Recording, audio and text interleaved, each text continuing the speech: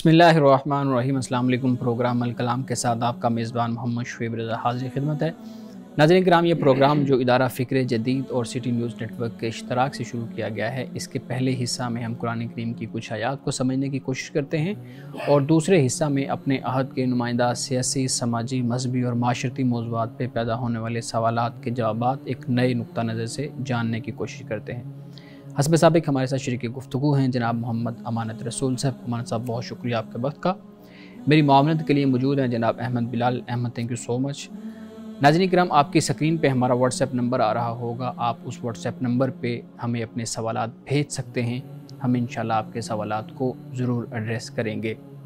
आज के प्रोग्राम में हम बात करेंगे हज़रत मरियम अलैहिस्सलाम, उनकी सीरत के कुछ पहलुओं को मौज़ूअ बहस बनाएंगे। मैं जनाब अमानत रसूल साहब से गुजारिश करूँगा अपनी गुफ्तगू का आगाज़ कीजिएगा। बिस्मिल्लाहिर्रहमानिर्रहीम। नाज़रीन किराम, आज हज़रत मरियम अलैहिस्सलाम आपकी शख्सियत और आपकी ज़िंदगी के हवाले से चंद अहम बातें बयान करना ज़रूरी समझता हूँ। सबसे पहली बात यह है कि हज़रत मरियम अलैहिस्सलाम के हवाले से दो बातों में इख्तलाफ है। एक तो ये है कि हज़रत मरियम ने क्या निकाह किया था या नहीं किया था हज़रत ईसा अलैहिस्सलाम की पैदाइश के बाद, और दूसरा इख्तलाफ ये है कि हज़रत मरियम अलैहिस्सलाम क्या वफ़ात दुनिया में आपने पाई या आसमान की तरफ आपको उठा लिया गया। ये दो अहम बातें हैं जो हम आखिर में ज़िक्र करेंगे। सबसे पहली बात यह है कि कुरान मजीद ने हज़रत मरियम अलैहिस्सलाम के वालिद का नाम इमरान बयान किया है, और जबकि पहली इल्हामी कुतुब में जैसे इंजील है, मती, लूका, ये जो अबवाब हैं, इनमें हज़रत मरियम अलैहिस्सलाम के वालिद का नाम यवाकीम आता है, और आपकी जो वालिदा हैं उनका नाम हंता बिन फ़ाकूद। ये तबरी ने भी इसको बयान किया और तफसीर इब्न कसीर में भी इसका ज़िक्र होता है। हज़रत मरियम ने जब हज़रत मसीह अलैहिस्सलाम को जन्म दिया तो उस वक्त आपकी उम्र 20 साल थी, और हज़रत मरियम की पैदाइश से पहले आपकी वालिदा की ये अल्लाह की बारगाह में गुजारिश थी कि ए अल्लाह, जो भी तू मुझे बच्चा अता करेगा, जो बच्चा अता करेगा मैं उसको वक्फ़ कर दूँगी। ये नज़र मानी हज़रत मरियम की वालिदा ने। सूरत आल इमरान आयत नंबर 35 में इसको बयान किया गया कि हज़रत मरियम अलैहिस्सलाम की फिर पैदाइश हुई और वालिदा का ख़याल था कि बेटा होगा तो मैं उसको वक्फ़ कर दूँगी, लेकिन बेटी हुई तो हज़रत मरियम अलैहिस्सलाम को फिर बैतुल मक़दस के खिदमत के लिए आपने वक्फ़ किया। अब मसला ये खड़ा हुआ कि आपने वक्फ़ तो कर दिया, तो अब परवरिश कौन करेगा, सरपरस्ती कौन करेगा? तो फिर कुरानदाज़ी की गई, तो कुरान हमेशा हज़रत ज़करिया के नाम पे निकला। तो इस तरह हज़रत ज़करिया अलैहिस्सलाम ने हज़रत मरियम को अपनी सरपरस्ती में और अपनी कफ़ालत में ले लिया। कुरान मजीद के मुख्तलिफ़ मकामात हैं, लेकिन एक मकाम जो इस वक्त मेरे सामने है, मैं ख़ास तौर पर ज़िक्र करना चाहता हूँ, वो ये है कि सूरत तहरीम में अल्लाह सुब्हानहू तआला ने 4 औरतों का ज़िक्र किया है। एक औरत हज़रत नूह अलैहिस्सलाम की बीवी, दूसरी औरत हज़रत लूत अलैहिस्सलाम की बीवी, और तीसरी फ़िरऔन की बीवी यानी हज़रत आसिया, और चौथी हज़रत मरियम। इन 4 औरतों का ज़िक्र कुरान मजीद ने इस मकाम यानी सूरत तहरीम के आखिर में किया है।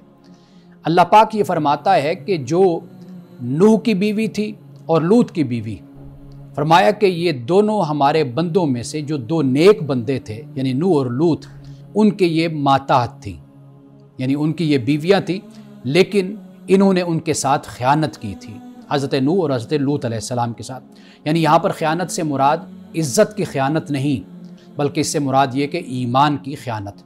जैसे कुरान मजीद ने हज़रत मरियम को एक और मकाम पर वो उम्मुहु सिद्दीक़ा कहा, यानी हज़रत मसीह अलैहिस्सलाम की जो वालदा थी वो ईमान वाली थी, इसलिए कि हज़रत मरियम के हवाले से बाद रवायात पहली कुतुब में ये भी बयान की जाती है कि वो ईमान वाली नहीं थी, नऊज़ बिल्लाह, लेकिन कुरान मजीद ने यह बताया कि वो ईमान वाली थी।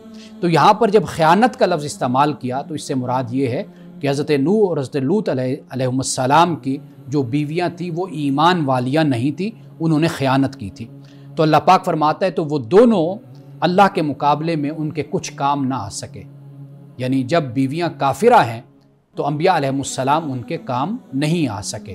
ایمان اور عمل صالح یہ بنیادی شرط ہے اللہ کی بارگاہ میں سرخروئی کے لیے، بخشش اور مغفرت کے لیے۔ اور پھر اس کے بعد یہ فرمایا کہ دونوں کو کہہ دیا گیا کہ آگ میں داخل ہو جاؤ داخل ہونے والوں کے ساتھ۔ اب اس کے بعد اللہ سبحانہ و تعالیٰ مثال دیتا ہے کس کی؟ جو ایمان لائے، ان کو کیا مثال دیتا ہے؟ کس کی؟ فرعون کی بیوی کی، امرأہ کی۔ اور فرمایا کہ جب کہ اس نے کہا، اب اللہ کی بارگاہ میں فرعون کی بیوی یعنی حضرت آسیہ یہ دعا کرتی ہیں، اے میرے رب میرے لیے اپنے پاس جنت میں ایک گھر بنا دے اور مجھ کو فرعون اور اس کے عمل سے بچا لے اور مجھ کو ظالم قوم سے نجات عطا کر۔ اب اس کے بعد اللہ سبحانہ و تعالیٰ حضرت مریم کا ذکر کرتا ہے اور فرمایا کہ وہ مریم ابنت عمران التی احسنت فرجہا، کہ یہ جو عمران کی بیٹی مریم جس نے اپنی عصمت کی حفاظت کی، یعنی عزت کی حفاظت کی، اور فنفخنا فیہ من روحنا، اور پھر ہم نے اس میں اپنی روح کو پھونک دیا، یعنی حضرت مسیح علیہ السلام کی پھر پیدائش ہوتی ہے۔ وصدقت بکلمات ربہا وکتبہ وکانت من القانتین، اور پھر فرمایا کہ اس نے اپنے رب کے کلمات کی اور اس کے کتابوں کی تصدیق کی اور وہ فرما برداروں میں سے تھی۔ یہ حضرت مریم کا قرآن مجید تعارف کرواتا ہے، اور ان آیات میں ان تمام الزامات، ان تمام کمزوریوں کا، نقائص کا کہ جو پہلے کتابوں میں حضرت مریم کی طرف منسوب کی گئی، ان سب کی قرآن مجید نے نفی کر دی۔ اب آئیے آخر میں دو سوالات جو میں نے شروع میں آپ کو بتائے۔ ایک یہ کہ حضرت مریم علیہ السلام نے کیا نکاح کیا تھا بعد میں یا نہیں۔ اگر یہودیوں کی تاریخ کو ہم پڑھتے ہیں تو ان کا کہنا یہی تھا کہ حضرت مریم علیہ السلام نے یوسف نجار سے نکاح کیا۔ اس کے پیچھے وجہ کیا تھی؟ وجہ یہ تھی کہ یہود نہیں چاہتے تھے کہ حضرت مسیح علیہ السلام کی کسی علیحدہ خصوصیت اور انفرادیت کا ذکر ہو، اور جس سے یہ معلوم ہو کہ حضرت مسیح علیہ السلام کا بڑا مقام اور مرتبہ ہے، تو وہ اس لیے حضرت مریم کی طرف یوسف نجار کی نسبت کرتے تھے۔ اب سوال یہ پیدا ہوتا ہے کہ حضرت مسیح علیہ السلام کی پیدائش کے بعد کیا حضرت مریم نے نکاح کیا یا نہیں کیا؟ تو اس پر اختلاف ہے۔ کیتھولک جو فرقہ ہے اس کے کہنے کے مطابق یہ ہے کہ آپ نے نکاح نہیں کیا، لیکن جو دوسرا فرقہ ہے ان کے مطابق یہ ہے کہ حضرت مریم علیہ السلام نے نکاح کیا تھا۔ لیکن اسلام اس بات کو بالکل واضح طور پہ بیان کرتا ہے کہ حضرت مریم کو چونکہ وقف کر دیا گیا تھا بطور نظر کے ہیکل کے لیے، قدیم ہیکل سلیمانی کے لیے، بیت المقدس کے لیے، تو لہٰذا حضرت مریم علیہ السلام نے نکاح نہیں کیا تھا۔ اب دوسرا جو معاملہ ہے کہ حضرت مریم علیہ السلام آیا کہ آپ نے وفات پائی تھی یا آپ آسمانوں کی طرف آپ گئی تھی، تو آسمانوں کی طرف جانے کا جو نقطہ نظر ہے وہ بھی ایک خاص جو فرقہ ہے مسیحیت میں ان کا یہ نقطہ نظر ہے۔ لیکن جو اس کے مقابلے میں دوسرا ہے، جیسے پروٹسٹنٹ ہے، یعنی کیتھولک کا کہنا یہ ہے کہ آپ آسمانوں کی طرف چلی گئی، لیکن پروٹسٹنٹ کا کہنا ہے کہ ایسا نہیں ہے۔ لیکن ہمیں اسلام میں آپ کہہ لیجئے کہ اسلامی ذخیرے میں ایک روایت ہمیں ایسی ملتی ہے کہ جس کے مطابق ہمیں یہ معلوم ہوتا ہے کہ حضرت مریم علیہ السلام کا 51 سال کی عمر میں انتقال ہوا تھا، اور حضرت مسیح علیہ السلام نے ان کے کفن کے اور ان کے تدفین کا اور غسل کا انتظام کیا تھا۔ ہمارے صاحب بہت شکریہ، آپ نے بہت خوبصورت انداز میں حضرت مریم علیہ السلام سے متعلق جو دو اعتراضات ہیں یا خدشات ہمارے ہاں بیان کیے جاتے ہیں ان کا جواب دیا۔ مختصراً میں ایک سوال آپ سے پوچھوں گا، ہمارے ہاں منت کا کانسیپٹ، جیسے ابھی بھی آپ نے بیان کیا کہ حضرت مریم کی والدہ نے یہ منت اللہ تعالیٰ سے مانی تھی، ہمارے ہاں منت کے حوالے سے ایک خاص نقطہ نظر ملتا ہے، اور پھر ایسی چیزوں کی منت مان لی جاتی ہے کہ جو مذہبی حوالے سے اور سماجی حوالے سے اپلیکیبل نہیں ہوتے، اس پہ عمل کرنا بہت مشکل ہوتا ہے۔ آج کے دور میں آپ بھی دیکھتے ہیں منت کے کانسیپٹ کو لے کے کیا خرافات ہیں، اس پہ بات کیجیے گا کہ آج بھی اسی طرح سے منت ماننا ٹھیک ہے، ہو سکتی ہے، نہیں ہو سکتی؟ دیکھیے، منت یا نظر جس کو آپ کہتے ہیں نا، وہ اصل میں اللہ سبحانہ و تعالیٰ کے ساتھ آپ کا ایک عہد ہوتا ہے، آپ کا ایک وعدہ ہوتا ہے کہ میں یہ کروں گا۔ یعنی مثال کے طور پر آپ کہتے ہیں کہ جی میں ایگزام میں پاس ہو گیا، تو اے اللہ تو مجھے پاس کر دے ایگزام میں، اور میں اس کے جب میں پاس ہو جاؤں گا تو میں اتنے نفل ادا کروں گا. ٹھیک ہے. وہ 10 نفل ہو سکتے ہیں، وہ 100، وہ 50، لیکن انسان کو اتنے ہی رکھنے چاہیے کہ جتنے انسان برداشت کر سکے اور انسان کی استطاعت ہو. اگر وہ اس کو ادا نہیں کرتا تو پھر وہ اس پر کفارہ ہوتا ہے. یعنی کہ ایک جائز عمل پر، جائز فعل پر جب انسان کوئی اللہ تعالیٰ سے عہد کرتا ہے، وعدہ کرتا ہے، تو اس کے لیے پھر انسان کو پھر وہ عمل کرنا ہوتا ہے جب وہ اس کا مقصد پورا ہو جاتا ہے. یا پھر یہ ہوتا ہے کہ انسان کسی کام کے نہ کرنے کی قسم کھا لیتا ہے، عہد کر لیتا ہے کہ بھئی یہ میں نہیں کروں گا، لیکن پھر جب وہ کرتا ہے تو پھر اس کو کفارہ اس کو ادا کرنا پڑتا ہے، یعنی جب وہ اپنی اس قسم کو توڑ دیتا ہے. جیسے قرآن پاک 7ویں پارے میں اسی بات کو بیان کیا گیا ہے کہ بھئی جو کفارہ ہے وہ 10 مساکین کو کھانا کھلانا ہے، یا ویسا کھانا جیسے ہم کھاتے ہیں، یا پھر یہ ہے کہ ایک غلام کی آزادی ہے، یا پھر یہ ہے کہ آپ ان کو کھانا کھلاتے ہیں. یہ بیان کیا گیا، کفارہ اس کا بیان کیا گیا. تو ایک قسم تو وہ ہوتی ہے نا جو ہم ویسے قسمیں اٹھاتے رہتے ہیں، کوئی بات ہم کہتے رہتے ہیں، تو وہ علیحدہ چیز ہوتی ہے. لیکن ایک ہے کہ جو آپ باقاعدہ عہد کے ساتھ، نیت کے ساتھ اللہ تعالیٰ سے آپ یہ کہتے ہیں، قسم کھاتے ہیں کہ بھئی یہ میں کام کروں گا یا میں یہ کام نہیں کروں گا. تو جب آپ اللہ تعالیٰ کو اس میں شامل کر دیتے ہیں تو پھر اس پر لازم ہو جاتا ہے.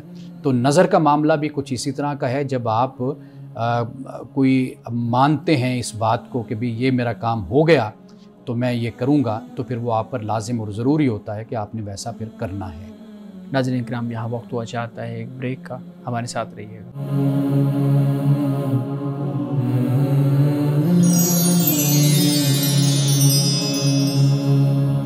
ویلکم بیک ناظرین. امان صاحب، حضرت مریم علیہ السلام کا ذکر ہو رہا تھا، اسی سے متعلق ایک اور سوال آپ کے سامنے رکھتا ہوں. خاص طور پہ ہمارے ہاں جو غیر مذہبی لوگ ہیں، جو اسلام پہ سوالات کرتے ہیں، قرآن کریم سے متعلق سوالات کرتے ہیں، ان کا ایک نقطہ نظر ہے. وہ کہتے ہیں جی حضرت عیسیٰ علیہ السلام کی پیدائش کا جو فلسفہ ہے اس پہ جب وہ بات کرتے ہیں، وہ کہتے ہیں کہ حضرت عیسیٰ علیہ السلام کی پیدائش بغیر باپ کے کیوں ہوئی، اور مذہبی نقطہ نظر کے اندر اس خاص چیز کو اہمیت کیوں دی جاتی ہے.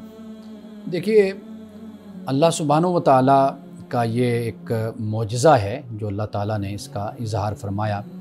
اللہ سبحانہ و تعالیٰ ہماری عادات کا اور مشاہدات کا پابند نہیں ہے. ہماری مجبوری اور ہمارا مسئلہ یہ ہے کہ ہم ایک چیز کو دیکھتے رہتے ہیں، وہ ہماری عادت بن جاتی ہے. یعنی ہم اس طرح دیکھتے ہیں کہ انسان کی پیدائش اس طریقے سے ہوتی ہے، مرد اور عورت کے ملاپ سے. ہمارے ذہن میں وہی ایک طریقہ پیوست ہو جاتا ہے، یا ہم اسی طریقے سے ہی سمجھتے ہیں کہ انسان کی پیدائش ہوتی ہے. لیکن اللہ سبحانہ و تعالیٰ کبھی اپنے معجزے کا، اپنی قدرت کا اظہار فرماتا ہے، اور وہ اظہار اس لیے بھی کرتا ہے کہ آپ یہ دیکھیے کہ اللہ نے آخر اس کائنات کے کبھی ابتدا تو کی تھی نا. اب اس کائنات کا میٹیریل اور اس کا جو مواد ہے آخر وہ پہلے پیدا کیا گیا نا. قرآن پاک نے جس طرح بدی کا لفظ استعمال کیا، فاطر کا لفظ استعمال کیا، خالق کا لفظ استعمال کیا، باری کا لفظ استعمال کیا، قرآن پاک نے استعمال کیا. اب یہ تخلیق کے مختلف پہلوؤں کو یہ الفاظ بیان کرتے ہیں. یعنی گویا کہ اللہ تعالیٰ کی مختلف جو صفات ہیں تخلیق، کریشن کے حوالے سے ان کو بیان کرتے ہیں. یعنی اللہ، ہم تخلیق کریں گے تو چیز ہمارے پاس موجود ہوگی، چاہے خام مٹیریل میں ہو تو ہم اس سے وہ ایک نئی چیز تخلیق کر لیتے ہیں. لیکن وہ خام مٹیریل کہاں سے آیا؟ اللہ نے جب اس کائنات کو، انسان کو تخلیق کیا تو قرآن پاک نے کہا نا کہ بھئی جو آدم ہے یہ ایسے جیسے عیسیٰ، ان مثل عیسیٰ کمثل آدم خلقہ من تراب، کہ عیسیٰ کی مثال ایسے جیسے آدم کی مثال ہے. یعنی آدم بن ماں باپ کے پیدا ہوئے، عیسیٰ بن باپ کے پیدا ہوئے. تو اگر آدم بن ماں باپ کے، یا پہلا انسان اگر مٹیریل نہیں موجود پیدا ہو رہا ہے، تو حضرت اللہ تعالیٰ حضرت مسیح علیہ السلام کو بغیر باپ کے کیوں نہیں پیدا کر سکتا؟ تو گویا کہ اگر آپ اس کائنات کی تخلیق اور خلاقیت اور صناعیت میں آپ غور و فکر کریں گے تو آپ کو معلوم ہوگا کہ اس طرح کے معجزات اللہ تعالیٰ اپنی قوت اور قدرت دکھانے کے لیے ظاہر کرتا رہا ہے. اور ہم چونکہ عادی ہوتے ہیں محسوسات کے، اور عادت کے کہ ہم گھر سے نکلتے ہیں، ایک ہمارا ایک طرز زندگی، ہم اسی کے ہی قید میں رہ جاتے ہیں، لیکن اللہ سبحانہ و تعالیٰ تو اس کا پابند نہیں ہے نا۔ بالکل ٹھیک ہے، لیکن مولانا صاحب آپ نے جو بات بیان کی ہے حضرت آدم علیہ السلام اور حضرت عیسیٰ علیہ السلام کی مماثلت کو جب آپ نے بیان کیا، تو اب پھر اعتراض یہ ہوتا ہے کہ حضرت آدم علیہ السلام جب پیدا ہوئے تو اس وقت تو یہ پورا جو ایک سسٹمیٹک پروسیس ہے کہ مرد اور عورت کے ملاپ سے، ایگ اور سپرم کے ملاپ سے جو ہے نا وہ ایک زائگوٹ بنے گا، اور پھر ایک پروسیس پورا آئے گا، اور پھر ایک خاص ٹائم پیریڈ کے بعد بچے کی پیدائش ہوگی۔ چلیں اس وقت تو اللہ تعالیٰ نے اپنی قدرت سے حضرت آدم کو، حضرت حوا کو بنا دیا، لیکن جب سسٹم بنا دیا ہے، دنیا کے اندر کوئی اور اس طرح کا بچہ پیدا نہیں ہوا، تو پھر اتنے بچوں کے بعد حضرت عیسیٰ علیہ السلام کو جب پیدا کیا تو اس سارے سسٹم سے روگردانی آپ کہہ لیں یا کوئی اور لفظ استعمال کر لیں، مختلف کیوں کیا؟ یہ ایک اعتراض دوبارہ سے کیا جاتا ہے کہ اللہ نے زمین اور آسمان کے بدلنے میں ہر چیز کے اندر جب پورا سسٹم رکھا ہوا ہے، یہاں پہ سسٹم کو کیوں وائلیٹ کیا؟ دیکھیے بات پھر وہی ہے کہ وہ خدا ہے، وہ خالق ہے، وہ مالک ہے، اس نے اگر پہلے اس طرح کیا تو وہ اب بھی آئندہ ایسا کر سکتا ہے۔ اور قرآن پاک نے تو یہ بیان کیا ہے کہ بھئی ہم تو ہر وقت اس تخلیق کو جاری رکھے ہوئے ہیں، اور جو تخلیق کا سلسلہ جاری اور ساری ہے اس کائنات میں، اللہ کہتا ہے تمہیں اس کا علم نہیں ہے، تمہیں نہیں معلوم، تو کائنات میں تو یہ تخلیق کا معاملہ چل رہا ہے۔ تو ہم اللہ تعالیٰ نے جس طرح پہلے وہ ہمارے قانون کا پابند نہیں تھا اور ہمارے احساسات اور جذبات کا اور خواہشات کا پابند نہیں تھا، وہ اب بھی پابند نہیں ہے۔ اس نے پہلے اگر اس سسٹم کو بنایا تھا، اس کا اختیار ہے کہ وہ اپنے اس قانون کو وہ توڑ بھی سکتا ہے، اس کے مقابل کسی اور طریقے سے بھی تخلیق کر سکتا ہے۔ آخر ایک وقت آئے گا یہ سب کچھ بکھر بھی تو جائے گا نا، یہ کائنات جیسے قرآن پاک نے اس کو بیان کیا، آخری پارے میں اس کو بڑی تفصیل کے ساتھ ذکر کیا، تو آخر اس کائنات کو وہ لپیٹ بھی تو دے گا نا۔ وہ قوانین اور وہ قواعد اور وہ ضوابط پھر اس وقت کہاں جائیں گے؟ تو لہٰذا یہ جو گائے بگائے اس طرح کے واقعات اللہ سبحانہ و تعالیٰ ہمارے سامنے رکھتا ہے، تو اس کی وجہ یہی ہے کہ تاکہ اللہ سے ہمارا تعلق مضبوط ہو، اور ہم یہی ایمان لائیں کہ جو کچھ بھی ہے وہ اس کے قدرت میں ہے اور اس کے اختیار میں ہے، اور جو ہوتا ہے وہ اسی کے اختیار میں ہے۔ بالکل ٹھیک ہے مولانا صاحب، ہمارے ناظرین کی طرف سے بھی کچھ سوالات ہیں، ان کے جوابات بھی آپ ضرور دیجیے گا۔ پہلا سوال یہ ہے کہ کیا لڑکیوں کو بالوں کا جوڑا کرنا چاہیے یا نہیں؟ دیکھیے اب یہ جو مسائل ہیں نا، ان میں ہمیشہ ایک دو باتیں پیش نظر رکھنی چاہیے، وہ ہوتی ہیں کہ حیا کے تقاضے ہیں، اخلاقیات کے تقاضے ہیں، ان کو پیش نظر رکھنا چاہیے۔ باقی یہ جزئیات ہوتی ہیں، ان جزئیات میں آپ دیکھیے کہ کئی لوگ اپنا ڈریس کوڈ بڑا ہی شاندار رکھتے ہیں، آپ ظاہری طور پر دیکھیں گے، آپ کہیں گے بڑا مہذب لباس ہے، بڑا مذہبی لباس ہے، لیکن اگر اس پردے کے اندر جو شخص موجود ہے، اگر وہ شیطان ہے، ابلیس ہے، اس کا کردار اچھا نہیں ہے، تو پھر اس کے ڈریس کوڈ کا کیا فائدہ ہوگا؟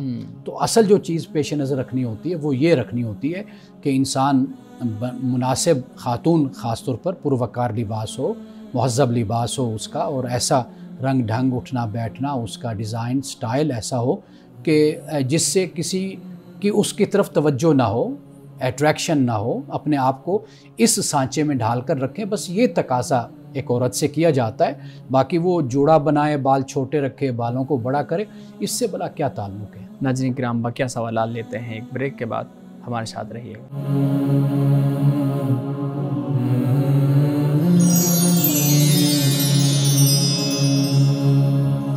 ویلکم بیک ناظرین۔ امان صاحب، ناظرین کے سوالات میں آپ کے سامنے رکھ رہا ہوں۔ اگلا سوال یہ ہے، لوہے کی چیز پہن کر نماز ادا کر سکتے ہیں یا نہیں، جیسے انگوٹھی یا چھلا وغیرہ؟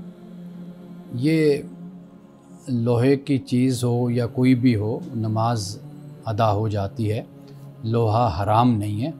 یعنی جیسے انسان کے جسم پر کوئی گندگی یا غلاظت لگی ہوتی ہے تو جسے ہم نجاست کہتے ہیں، نجاست حقیقی یا حکمی، تو ان صورتوں میں نماز نہیں ہوتی۔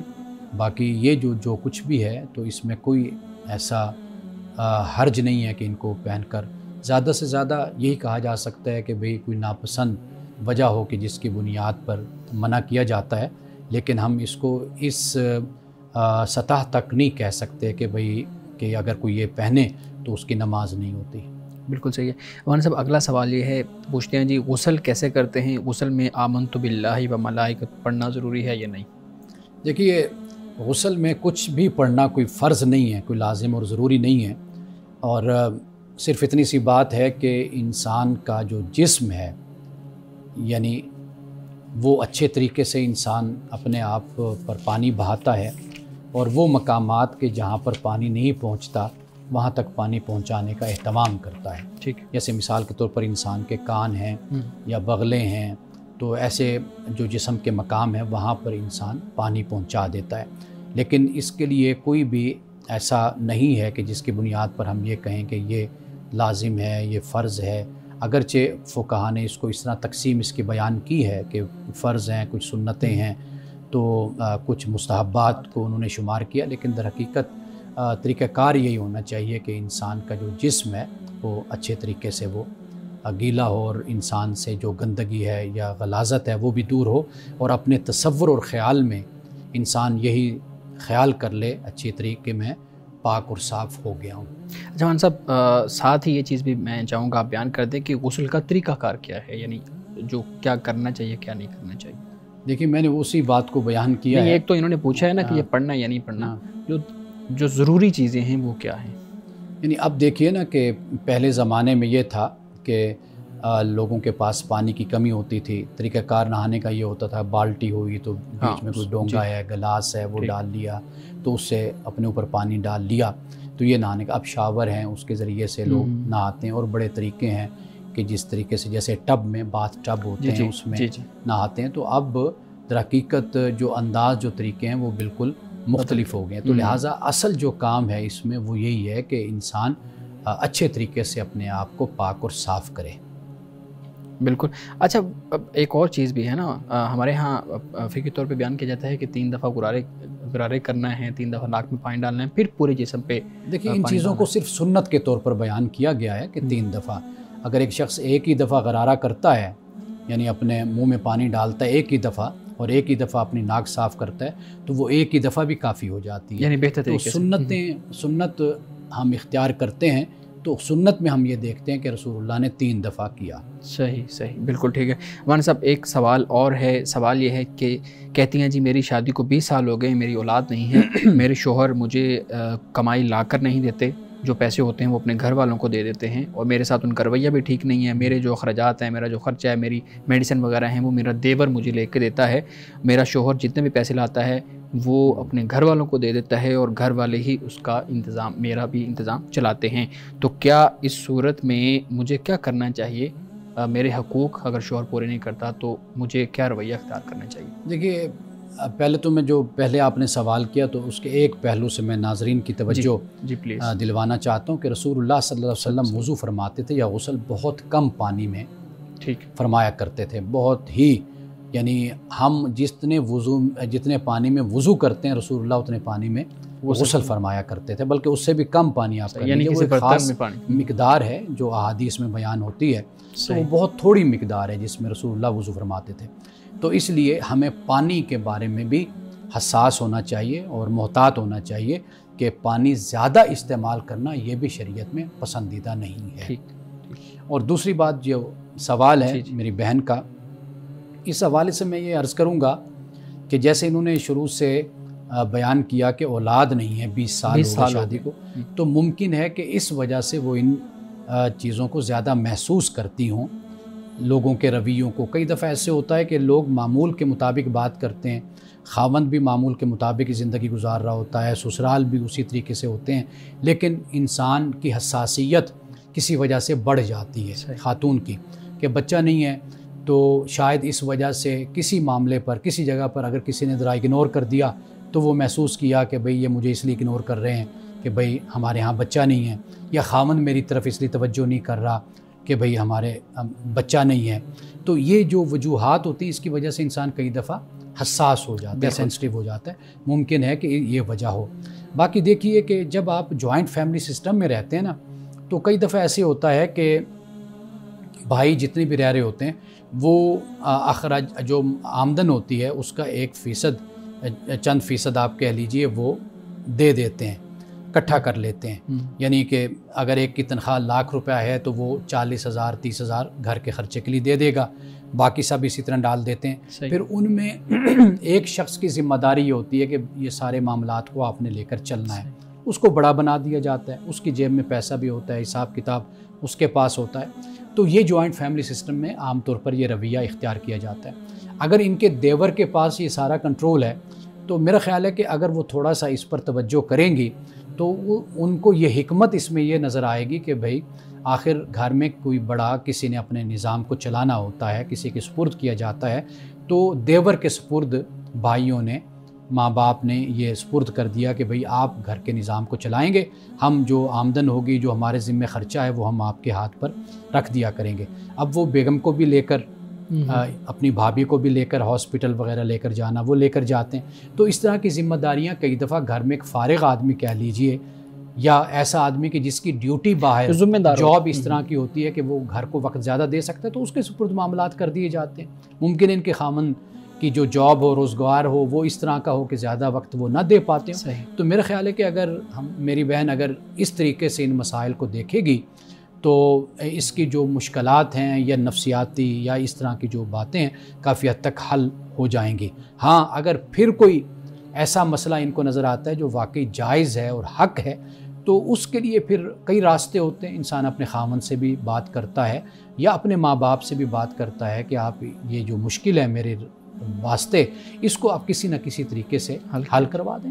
بالکل صحیح ہے، بہت شکریہ صاحب. بلال صاحب آپ کے پاس بھی کچھ سوالات ہیں مانی صاحب کے سامنے. جی سر، یہ بتائیے گا کہ کسی نان مسلم کو بلڈ ڈونیٹ کرنا یا پھر کسی نان مسلم سے بلڈ لینا، کیا یہ کسی مسلمان کے لیے درست عمل ہے؟ دیکھیے خون مسلمان نہیں ہوتا نہ غیر مسلم ہوتا ہے، وہ انسان کا خون ہے، وہ مسلمان ہو یا وہ غیر مسلم. جی. تو اس سے خون لینا بھی جائز ہے اور اس کو خون دینا بھی جائز ہے. وہ غیر مسلم ہے، انسان ہے، اس کی جان بچانا آپ پہ، مجھ پہ، ہم سب پہ فرض ہے. اس میں نہیں بالکل جانا چاہیے کہ وہ مسلمان ہے یا وہ غیر مسلم ہے. اگر جنگ میں کوئی کافر کا بچہ بھی اگر مارا گیا تو رسول اللہ صلی اللہ علیہ وسلم نے اس پر بھی شدید غم و غصے کا آپ نے اظہار فرمایا.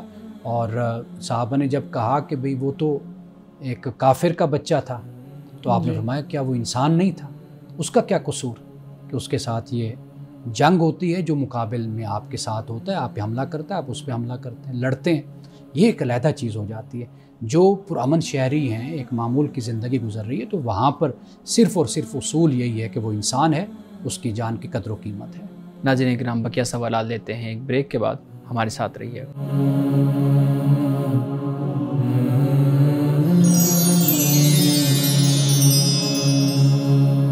ویلکم بیک ناظرین. جی بلال صاحب، یہ بتائیے گا کہ ڈیجیٹل گیمز آج کل، کیونکہ آپ کو پتہ ہے نوجوانوں کا رجحان اس طرف بہت زیادہ بڑھ رہا ہے، ڈیجیٹل گیمز کیا کھیلنا اسلامی تصور میں جائز ہیں، نہیں جائز؟ اب اس میں کافی ساری کیٹیگریز آ جاتی ہیں. مثال کے طور پر لڑائی والی گیم ہے، ریسنگ والی گیم ہے، پھر کچھ گیمز ایسی ہیں جن میں باقاعدہ طور پر کوائنز خریدے جاتے ہیں اور پھر آپ کھیلتے ہیں. تو پہلے تو آپ یہ بتا دیجئے کہ ان ڈیجیٹل گیمز کی طرف لوگوں کا جو بڑھتا ہوا رجحان ہے، کیا یہ درست ہے یا نہیں درست؟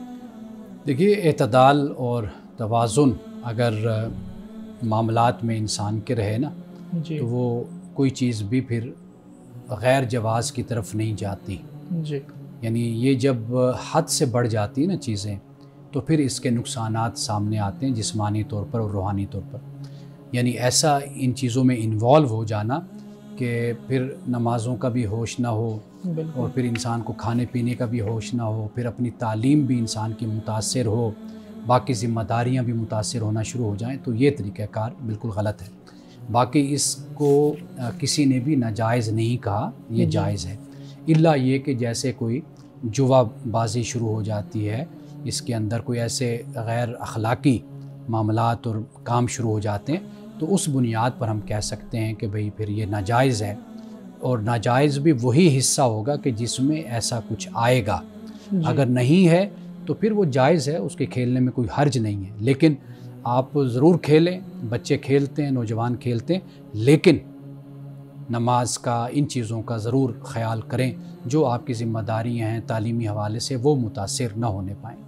سر، جو نوجوان کھیلتے ہیں، جو اس میں فلی انوالو ہیں، خاص طور پہ جو لڑائی جھگڑوں والی گیم ہے، ان میں دیکھا گیا کہ خودکشیاں بھی ہو رہی ہیں، بچے سوسائڈ کر لیتے ہیں بعض اوقات. تو والدین کیا رویہ اختیار کریں کہ وہ بچوں کو ان سے دور رکھیں؟ یعنی ایک تو آپ نے مشورہ دے دیا کہ اعتدال ہو، کھیلیں بھی تو ٹھیک ہے، کوئی مسئلہ نہیں ہے، شریعت اس کو ناجائز نہیں کہتی، لیکن پھر وہ فلی انوالو ہو جاتے ہیں جس سے دیکھا گیا سوسائڈ ہوتی ہیں، پھر یہ ان معاملات کا تو کوئی خیال ہی نہیں رکھتا کہ نماز کوئی پڑھ رہا ہے یا نہیں پڑھ رہا، کھانا کھانا ہے نہیں کھانا. تو والدین کیا رویہ اختیار کریں کہ بچوں کی تربیت ایسی ہو کہ وہ ان چیزوں سے دور رہیں؟ دیکھیے پہلی بات تو یہ ہے کہ یہ جو کچھ بھی استعمال کی چیزیں ہیں نا جدید، جی ان سے روکنے کی تو کوئی بھی جواز کی صورت نہیں ہے. جی. لیکن آپ بچوں کو ذہن کیسا دے رہے ہیں، سب سے بڑا سوال یہ ہوتا ہے. چونکہ ہم بچوں کی تربیت صحیح رخ پر نہیں کر پاتے نا، تو پھر ہم ان چیزوں سے منع کرتے ہیں، بچوں کو روکتے ہیں. لیکن اگر بچوں کو ہم مثبت ذہن دیں، تعمیری ذہن دیں، تو اسی سے ہی بہت کچھ کام وہ کر سکتے ہیں. بالکل. اور والدین کی جو ذمہ داری ہوتی ہے نا، وہ یہ ہوتی ہے کہ وہ ایک تو نگرانی گائے بگائے طریقے سے اس پر رکھیں. دوسری بات یہ ہے کہ بچوں کو ان کا رسیہ اور ان کا عادی نہ ہونے دیں. جی. ایڈکٹڈ جس کو کہتے ہیں نا، وہ نہ ہونے دیں. جب یہ صورت بنتی ہے نا کہ جیسے بچے سارا دن بیٹھے ہوئے ہیں، ماں باپ کو پتہ ہے، لیکن بچوں کو اٹھاتے نہیں ہیں، بچوں کو دوسری طرف متوجہ نہیں کرتے، گیمز کی طرف نہیں لاتے، دوسری گیمز جو جسمانی ہوتی ہیں اس طرف نہیں لاتے، یا اسٹڈی کی طرف نہیں لاتے کہ جیسے اچھی کتابیں آپ ان کا مطالعہ کریں. تو جب ایسے ماں باپ جو اپنے بچوں سے غافل ہوتے ہیں، ان کے بچے پھر انتہائی قدم بھی اٹھاتے ہیں. جیسے راتوں کو بیٹھے ہوئے بچے راتوں ساری رات بیٹھے ہوئے یہ کچھ کر رہے ہوتے ہیں. تو یہ جو صورتحال ہوتی ہے، پھر اس کے یہ نتائج ہوتے ہیں جن کی طرف آپ نے اشارہ کیا. اس لیے میں نے پہلے اس کا جواب یہی دیا کہ اعتدال اور توازن. اب یہ صرف بچوں کے لیے نہیں، والدین کے لیے بھی ہے. وہ بھی اس چیز کو دیکھیں، واچ کریں، پھر اس کے مطابق اپنے بچوں کو لے کر چلتے رہیں. جی بہت شکریہ. سر یہ بتائیے گا کہ اگر کوئی ادارہ ہے یا کوئی بینک ہے جو سود کا کاروبار کر رہے ہیں انٹرسٹ بیس، اب کیا اس بینک کو یا اس ادارے کو کوئی شخص اپنی بلڈنگ کرائے کے طور پہ دے سکتا ہے؟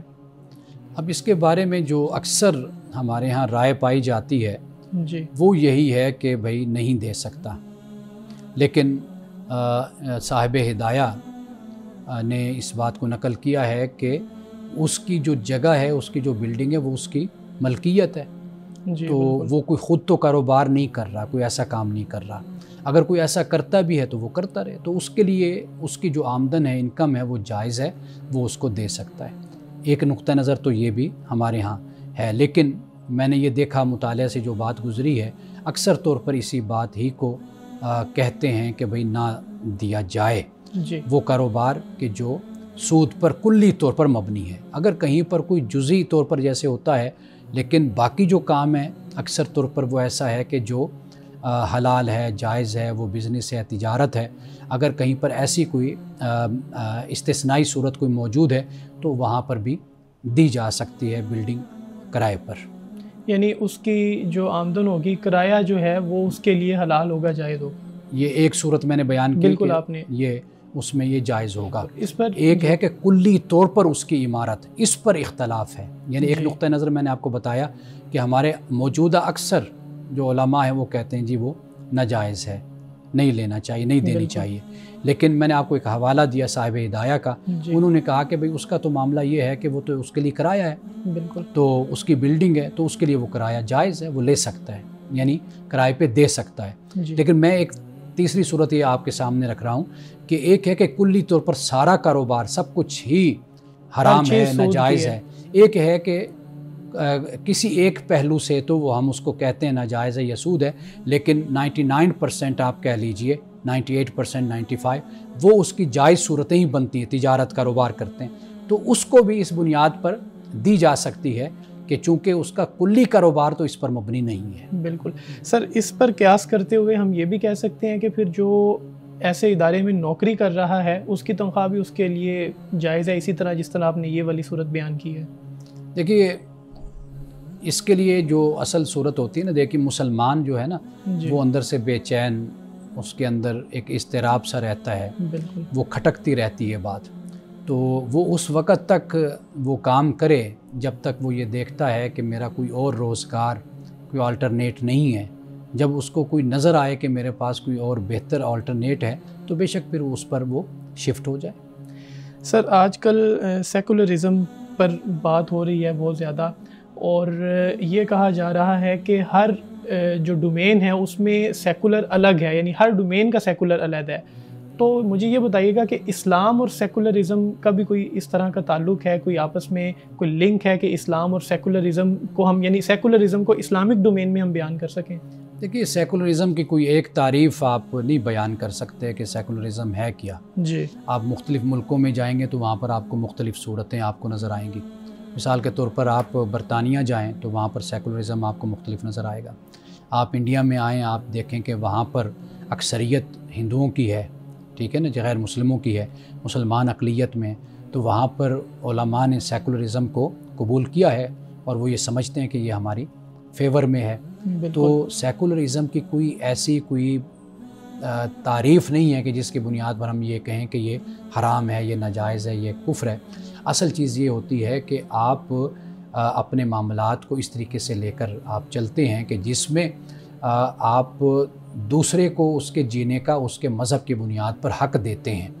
یعنی آپ اس پر کوئی جبر اور اس پر کوئی زیادتی اور اس کے ساتھ کوئی آپ ایسا رویہ روا نہیں رکھتے کہ جس کی بنیاد پر آپ اسے اپنے مذہب پر لانے کی کوشش کریں یا اس کو مجبور کریں کہ یہ جو ہمارے اپنے قواعد اور ضوابط اور قوانین ہیں اس پر بھی آپ عمل کریں، ورنہ آپ نہیں رہ سکتے.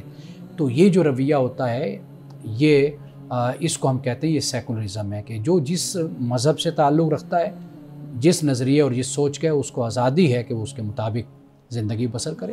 جی بہت شکریہ. امان صاحب، آج کی حدیث مبارکہ بیان کیجیے گا. آج کی حدیث حضرت انس رضی اللہ تعالی عنہ سے روایت ہے کہ رسول اللہ صلی اللہ علیہ وسلم نے فرمایا کہ قیامت کی نشانیوں سے ہے، یعنی نشانیوں میں سے ایک نشانی یہ بھی ہے کہ لوگ مسجدوں میں فخر جتلائیں گے. اب فخر جتلانے سے مراد کیا ہے؟ اس سے مراد یہ ہے کہ تکبر کی نیت سے لوگ ایک دوسرے سے بڑھ کر اچھی مسجدیں تعمیر کریں گے، اور ان مساجد کی تعمیر کا مقصد اللہ تعالیٰ کی رضا نہیں ہوگا. مقصد یہ ہوگا کہ ہم دوسرے فرقے کا مقابلہ کریں یا جو ہمارے مخالف ہیں ان کو ہم دکھائیں کہ ہم اتنی اچھی اعلیٰ مسجدیں تعمیر کرتے ہیں، یا مساجد کو اپنی ذات، اپنے گروہ اور اپنی جماعت کے لیے بطور فخر لوگوں کو دکھانے کے لیے تعمیر کیا جائے. تو رسول اللہ نے فرمایا یہ قیامت کی نشانیوں میں سے نشانی ہے. مسجد تعمیر کی جاتی ہے اللہ تعالیٰ کی خوشنودی کے لیے، اللہ کی رضا کے لیے. یہ بنیادی مقصد ہے کہ جو مسلمان کے پیش نظر رہنا چاہیے. ناظرین کرام، صحابہ کرام رضوان اللہ تعالیٰ علیہ مجمعین اور بعد کے زمانوں میں مسجدیں کچی تھیں لیکن نمازی پکے تھے. آج مسجدیں پکی ہیں لیکن نمازی اس طریقے سے پختہ نہیں ہیں کہ وہ جب مسجدیں اچھی بناتے ہیں تو اخلاص و نیت کے ساتھ مسجد میں آ کر حاضری بھی دیں اور 5 وقت کی نماز بھی ادا کریں. ناظرین اکرام، اس دعا کے ساتھ اپنے پروگرام کا اختتام کریں گے. اللہ رب العزت حسن کلام اور تاثیر کلام عطا فرمائے، ہماری زبان کے گروں کو کھول دے اور سننے والوں تک خیر کا پیغام پہنچے. اجازت دیجیے، خدا حافظ.